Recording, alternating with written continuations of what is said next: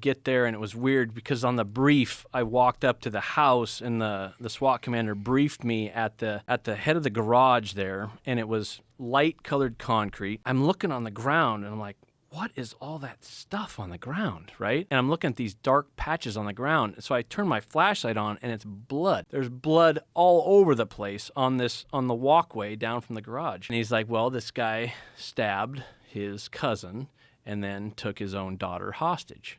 Used her as a human shield with a knife to her. So that's how SWAT got called and all this stuff. And I'm up on a ladder over a wood fence, and I'm only like 15 yards from the window, but we can't see anything in the window. And the negotiator's on the phone with this guy, and he's not really making a lot of sense. He wants to talk to his girlfriend, blah, blah, blah. He's got his daughter in there with him, and we can hear her through the wall. We can hear her. Sometimes she's screaming, sometimes she's crying, sometimes she's laughing. So we don't know what is going on in there, right? And then finally the decision's made, like, we have to get in there because it's starting to go south in negotiations. And we lost comms with the guy. So you're worried he's going to stab him? Yeah. Well, he's already done that to his cousin, right? Stabbed him in the face and the legs and the arms, big K-bar knife. It was not a good situation. So, yeah, and he's already used her as a human shield, right? Now he's got the daughter around the waist, using her as a human shield, knife to her, and he kicks the door shut on a bed, right? I'm like, okay, 2.5 inches of mechanical offset, but his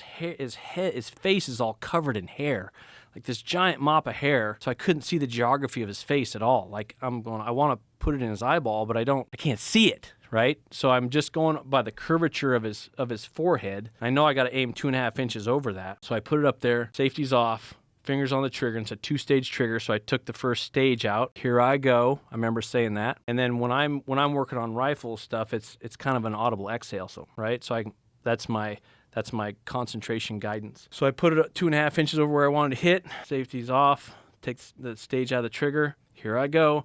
And he moves his head back, right? Bunk, and he pops it back against the back of her head. And it's funny the stuff you remember, because I remember his hair swishing, right? And now he's back, and it's too close again. So I'm waiting. He moves his head back again. So he moves his head back again. Now I've got better, it's faster for me to aim where I need to aim. So I put it where I need to. Stage is out. Here I go. And the shot broke, and the rest is history.